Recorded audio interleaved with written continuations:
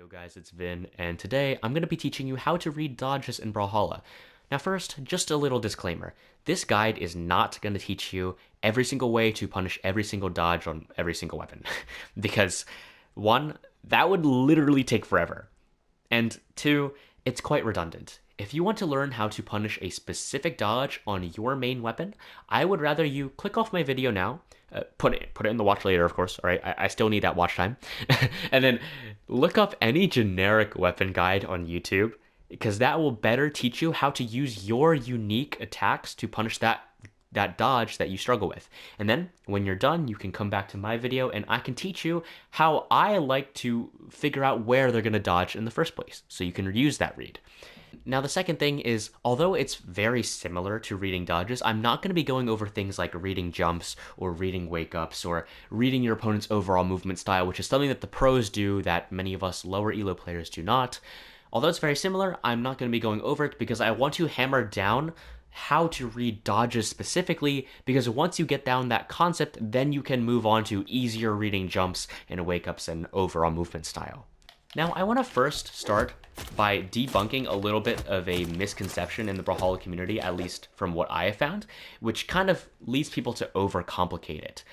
Now, a lot of people think that when you're reading something, you're reading their mind. And I know no one actually says that out loud, but I feel like that's what a lot of people are thinking. And let me tell you what I think about it. Unless you're a literal psychic or your name is Sandstorm, you're not going to be reading your opponent's mind, all right? Reading is based on things that are factual, something that you know has worked in the past before, something that your opponent just did and you're about to punish it, or at least attempt to punish it, or something that has happened and now you're reacting to it to punish.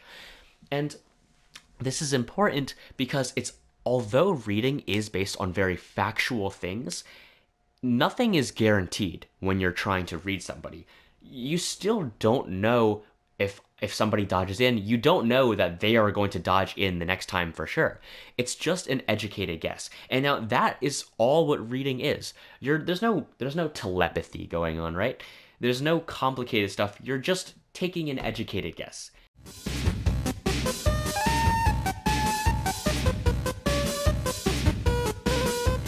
With that out of the way, I want to talk about the three different types of reading, which I like to different players will tell you different things, but I like to categorize them as reading based off of reaction, reading based off of habit, and reading common patterns.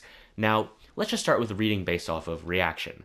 It's kind of exactly what you think it is. You hit somebody, and then you wait for their dodge, and then you react, and you punish. Now, it's basically as simple as that. But there are different things that make it easier and harder. A different way to read a dodge is by chase dodging, not dashing. Well, you can dash too, but chase dodging through them.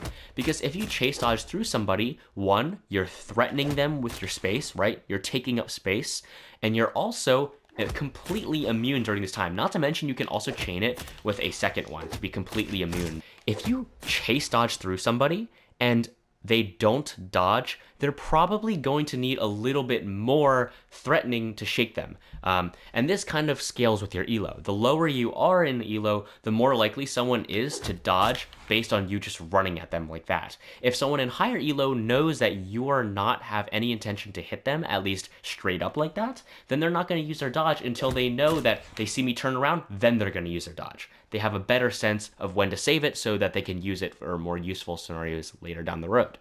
Now, again, this is more of a later thing, so let's just reel ourselves back into how do you make reading based off reaction easier? Now, it's a little bit easier on weapons like bow or scythe that have really quick moves.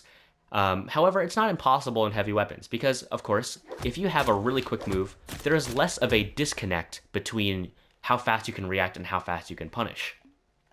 If you have a weapon like Axe and you sidelight in air and I try to react to it, it's a little bit more difficult because the aerial kit is slower. Now, a weapon like bow, if I do like a D-light in air or something and I go like that and I can just jump in air instantly to react to it. And now that's basically the whole premise of reading based off reaction. You hit them, you can like wait for their dodge if you know they're going to auto dodge like a bot on frame 1. If you know that it takes a little bit more to shake them to use their dodge, you can chase dodge to them, threaten them with their movement. You can also just walk at them. Although this is a little bit risky because someone can wake you up. Although, again, we're not really talking about wake ups in this video. You can do other things like dash jumping to them. You can just dash up to them, stop, and then do things like that. There's a million different ways to kind of react to a dodge, to force out a dodge. But now this kind of leads me to my next point, is that a lot of people think that if you don't catch that immediate reaction, then you have messed up the read. That's completely untrue. No matter what, every time you hit somebody, you should be gathering data. And now this is where reading becomes an educated guess, not just a random guess. It becomes educated when you're taking data on your opponent. If I react wrong and I sidelight the wrong way, I notice that the moment I chase dodge him, not all is lost. I notice that he spot dodged, right? When I threatened him. Now, next time I can move on to the next type of read, which is reading based off of habit. Reading based off habit is taking your opponent's previous behaviors, noting them all down, and then coming up with a plan to punish it the next time. You're kind of secretly downloading all of your opponent's behaviors once you hit them. Now, again, let's say I reacted wrong. I reacted and I did a completely missed sidelight, right? Next time I sidelight them, I noted that they did a spot dodge when I chase dodged through them. And again, they felt safe because I missed the read, right? But they're not safe this time. I chase dodged through, and now I read that bad habit. I knew I had a pretty good idea of what they're going to do based on my previous encounter, and now I can punish. That is the whole basis of educated guessing, or reading. Now, again, if your opponent is still even more experienced than that, and they don't use their dodge when you just threaten them with the chase dodge, they need a little bit more to shake them. And now this is another way you can get them to force their dodge out so you can download that habit and punish it the next time, or at least have a good chance at punishing it the next time. For example, a great way to do that is by doing your weapon's logical flowchart out of the move. If I do sidelight D-light on bow, that forces this Bodvar to dodge because it's only one frame, and if he doesn't, he can't jump out of it. Right? If he's on the ground, that is. Well, at least I know that he spot dodged this time. I have a pretty good idea that he's going to spot dodge the next time. And now the final type of read that I wanted to talk about is reading based off of common patterns. Now, most players in Brawlhalla, even the best of the best like Sandstorm, will fall into certain dodge habits that are shared by a lot of players. And because of this, you don't need any prior information on your opponent like you do with reading based off habit. Here, you can kind of just throw out these reads because they've worked a lot before and a lot of people tend to fall for them. For example, if you are in silver or gold, a lot of people fall into this trap of being over-aggressive. They get hit by a move and they feel pressured, so they immediately want to return damage. A great way or not a great way, because this is not great at all, but a very common way that silvers and golds like to do this is by either spot dodging or in dodging, because they see me walk up to them, they feel threatened, they dodge, and then they want to immediately wake up afterwards. If you're in lower ranks, I swear, you don't need any prior information on your opponent. Just do an end light, walk up to them, and wait. I swear they will either wake up like an idiot, where then if they wake up, you literally just sidelight or punish them or something like that, or they spot dodge or they in dodge. In that case, it is super free to punish this. You kind of just chase dodge through them, and this kind of goes into reading based off reaction, where you just use that chase dodge to start. This is a great read to throw out, just reading that in dodge. Another very common pattern that is pretty safe to assume that people will fall into is dodging in or down off the stage. The in part I've kind of already talked about because this kind of also falls into over-aggression, people wanting to return damage as quick as possible, but going down kind of shows when somebody is very uncomfortable with offstage play. They don't want to risk those mind games. They don't want to risk getting hit at all, so they try to dodge down into the wall because they believe they're safe because you have the corner in between them. In this case, anytime I send somebody off stage, I almost always throw out a down dodge read because this is super safe to assume that someone will do. In the same sense, a lot of people will like to dodge up off the stage if they're pretty uncomfortable, because if they know that you can cover this wall very easily. Now, with that, again, it's very easy to punish. This kind of falls into the realm of looking up that weapon guide and knowing how to punish your dodges. But again, there are a million ways to punish them, and this is just food for thought. People will either dodge in, down, or up off stage, at least when you send them that way. Now that kind of covers up dodges off stage, but up dodges on stage, that's kind of something that that goes unpunished a lot of time because lower elo players have trouble punishing them. Now let me tell you right now, any weapon with an anti-air, I know I said I wouldn't be telling you every way to punish a dodge, but if you have an anti-air, please do not let up dodges go unpunished. Walk up to them and then do your anti-air. Of course, there are a million different ways to do it. You can do chain dodges if you don't have an anti-air. If you have a weapon like hammer that can't cover that from the ground, you can do like that into like, I don't know, a chase dodge nair or something, or like a dash jump sair. Another very common type of up dodge thing is that people will wake up, they'll do an up dodge and then fall down with an aerial to try and punish you when you read them. Again, this kind of falls into the realm of where it goes, up dodges often go unpunished, so people think that they're safe that they can do this because it's worked for them so many times before. But I'm telling you right now, if you are prepared for this, they do an up dodge and then they fall down to you. If you can catch them, like let's say he does the thing, I catch him and he's in the air, I get a massive punish. Now, on the opposite end of the spectrum, there are people who play extremely passive in Brawlhalla. I'm sure you know that. People like that play very scared. They do not want to come into any contact with you whatsoever. So who's saying that they're not going to do the same when you actually hit them, when you're actually putting pressure on them? And of course, there's no guarantee that this will work, but I've noticed that a lot of people who play really passive like this, especially if they're playing really cagey, they're in their last stock, they're going to want to run away from you, so they dodge outwards.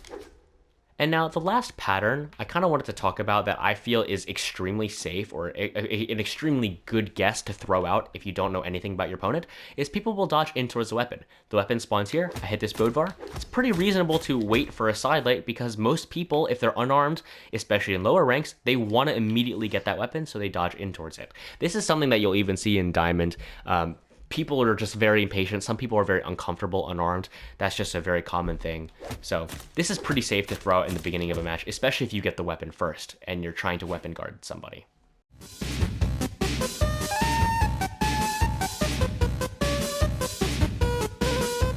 Like I've been saying this whole video, your read is never guaranteed to work. However, there are certain things that you can do to make it so your read has a better chance of working over the span of the whole match. Now, it's unrealistic to say if somebody does an in-dodge at the start of the match, they're going to do an in-dodge every single time you do a sidelight. Because Brawlhalla players, although many beg to differ, they're not really as dumb as that. They're not going to be dodging in immediately every single time unless you're in lower elo. If you're in more platinum to diamond, and I guess even high gold, a lot of times your opponents will not be adapting by noting, oh, I did an in-dodge last time, so I'm going to do an out-dodge the next time. A lot of times they react to you. They react to your movement, and then they respond accordingly. For example, if I do a sidelight, and then I read a sidelight D-light Sair right afterwards, that is one way to read a sidelight. But note how little I'm moving. Of course, if they're not a bot, they're not going to dodge frame 1. They have ample time to react to the fact that I'm just standing still. So the next time they see me do this, they're going to expect me to go for the read and dodge a different way. One standard way I like to mix up is if I do the standstill read the one time, next time I'm going to completely mix up by chase dodging through them and then turning around doing the same exact thing. It's pretty safe to assume that in a high pressure situation, a player will resort to their bad habits. However, because you want to force, your brain tries to force out muscle memory because you're in so much pressure of losing elo, of getting eliminated from the tournament, that you don't really want to think about anything else besides what you practice. And since you practice with these bad dodge habits, unless you're being really obvious with how you're reading, hence just standing there, your opponent is probably going to dodge the same way over a long time span of the match. Now, if I just dodge through them like that, that is a lot more movement to react to. It gives them a lot more bait to bite onto. Another way to punish the same in-dodge is by dashing over them, like that. That is another form of movement. Now, I know I've been talking about bow this whole video. So I'm going to use one more weapon as another example. So if I have an axe and I do side light nair and I do a dodge down read with another GC side light nair, if I do it again and my opponent sees that I burn my dodge, they are probably not going to be dodging down again unless one, they are autopiloting, like I said, because they're in a high pressure situation, or they are just really tilted and they really just want to get down to the floor, and you could just capitalize on that.